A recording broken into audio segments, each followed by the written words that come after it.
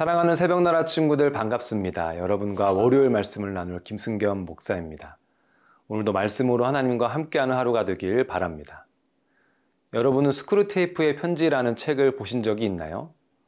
요즘은 연극이나 뮤지컬로도 나와 있어서 좀 더 쉽게 접할 수도 있는데요. 경험 많고 노련한 선배 악마가 자신의 조카이자 신참 악마인 워무드에게 인간을 유혹하는 방법에 대해 가르치는 내용을 담고 있습니다. 이 스크루테이프의 편지의 내용들을 보면 사탄이 인간을 유혹하기 위해 얼마나 교묘한 방법들을 사용하는지를 실감나게 깨닫게 됩니다. 오늘 말씀에서도 우리를 교묘하게 유혹하는 손짓들을 많이 발견할 수 있는데요. 오늘 말씀의 제목은 조심해 유혹이야 입니다. 오늘의 말씀은 잠언 23장 1절에서 16절입니다.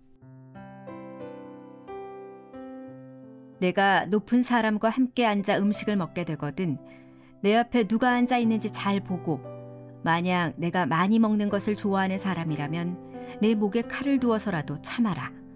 그리고 그 온갖 맛난 음식에 군침 흘리지 마라. 그 음식은 너를 속이려는 것이다. 부자가 되려고 애쓰지 말고 내 자신의 지혜를 버려라. 너는 별것도 아닌 것에 주목하지 마라. 재물은 분명 스스로 날개를 달고 독수리가 하늘로 날아가듯 날아가 버린다. 너는 인색한 사람의 빵을 먹지 말며 그가 온갖 맛있는 음식을 먹는 것을 보고 탐내지 마라. 그 마음에 생각하는 그대로 사람도 그런즉 그가 내게 먹고 마셔라 라고 말하지만 그 속마음은 내 편이 아니다. 내가 조금만 먹어도 토해내게 되고 내 아첨도 아무런 소용이 없을 것이다. 어리석은 사람의 귀에다 말하지 마라. 그는 내가 말한 지혜를 조롱할 것이다. 옛 경계돌을 옮기지 말고 고아들의 밭에는 들어가지 마라. 그들을 구원해 주시는 분은 강하시니 그들이 너에 대해 탄원하는 것을 들어주실 것이다. 훈계를 내 마음에 받아들이고 지식의 말씀에 내 귀를 기울여라. 어린아이를 바로잡는 일을 그만두지 마라. 내가 매를 때린다고 죽기야 하겠느냐. 매를 때려서라도 그 영혼을 지옥에서 구해내야 하지 않겠느냐. 내 아들아, 내 마음이 지혜로우면 내 마음도 기쁠 것이다. 내가 바른 말을 하면 내 마음이 즐거울 것이다. 다시 시작된 잠언에서 저자는 먼저 상황을 분별하고 욕심내지 않는 지혜에 대한 말씀을 나눕니다. 1, 2, 3절의 말씀을 함께 읽어보겠습니다. 내가 높은 사람과 함께 앉아 음식을 먹게 되거든 내 앞에 누가 앉아 있는지 잘 보고 만약 내가 많이 먹는 것을 좋아하는 사람이라면 내 목에 칼을 두어서라도 참아라. 그리고 그 온갖 맛난 음식에 군침 흘리지 마라. 그 음식은 너를 속이려는 것이다. 본문의 상황은 높은 사람과 함께 앉아 음식을 먹는 상황을 가정하고 있습니다. 눈앞에는 내가 좋아하는 맛있는 음식들이 가득합니다. 여러분은 이런 상황에 처하면 어떻게 할 건가요? 앞에 음식이 있는데 당연히 맛있게 먹으면 되지 않을까요? 하지만 잠언의 저자는 목에 칼을 두어서라도 참으라고 말합니다. 왜냐하면 높은 사람과 음식을 먹을 때는 눈앞에 음식이 중요한 것이 아니라 음식을 차린 사람의 의도가 중요하기 때문입니다. 욕심에 눈이 멀어서 허겁지겁 음식을 먹을 것이 아니라 왜 이런 음식을 주고 왜 이런 자리를 만들었는지 그 의도를 파악해야 합니다. 욕심에 사로잡혀서 아무 생각 없이 음식을 먹게 되면 맛있는 음식으로 상대를 속이고 이용하려는 노림수에 꼼짝없이 당할 수밖에 없기 때문입니다. 눈에 보이는 것이 다가 아닌 것이죠. 여기서의 맛있는 음식은 그저 음식만이 아니라 돈과 인간관계, 남의 것을 탐하는 욕심 등 우리의 영혼과 마음을 혼미하게 해서 죄에 빠지게 만드는 모든 것들을 포함합니다. 사탄은 그럴싸해 보이는 것들을 통해 우리로 하여금 무엇이 진짜 중요한지를 보지 못하게 만들고 중요하지 않은 것 때문에 삶을 낭비하거나 실수를 하게 만듭니다. 그래서 하나님께서 우리에게 뜻하신 복된 삶을 누리지 못하도록 만들고 싶어 하죠.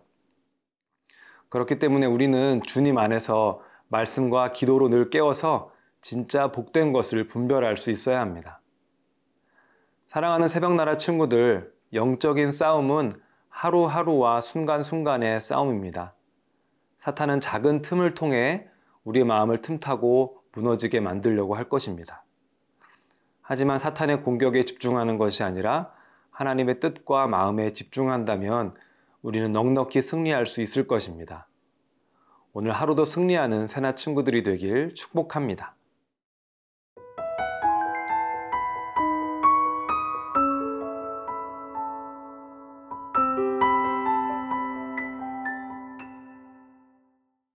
이어지는 말씀에서 잠언의 저자는 지혜를 찾는 삶에 대한 말씀을 나눕니다.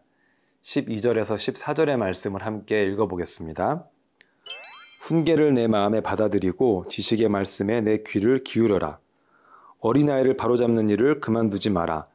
내가 매를 때린다고 죽기야 하겠느냐. 매를 때려서라도 그 영혼을 지옥에서 구해내야 하지 않겠느냐. 오늘 말씀에서 저자는 어린아이를 바로잡는 이야기를 통해 지혜의 중요성에 대해서 가르치고 있습니다. 어린아이가 훈계를 받아들이지 않고 잘못된 길로 나아간다면 매를 때려서라도 그 영혼을 지옥에서 구해내야 한다는 것입니다.